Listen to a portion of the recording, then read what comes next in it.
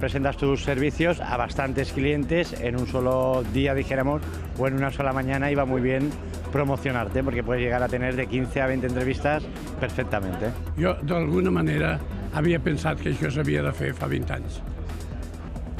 Networking, o dit d'una altra manera, fer contactes. Aquest ha estat l'objectiu del centenar d'empreses que han participat en la primera trobada d'aquestes característiques que s'ha fet a l'Hospitalet. És una tècnica de màrqueting per facilitar que les empreses es coneguin entre elles. Molt bona nit. En la sessió d'avui es calcula que s'hauran fet unes 1.400 entrevistes. La trobada ha de servir als representants de les empreses per a fer-se conèixer i per a tancar futurs negocis. Les institucions donen suport a la iniciativa per anar encara més enllà, que les empreses de la zona generin riquesa i alhora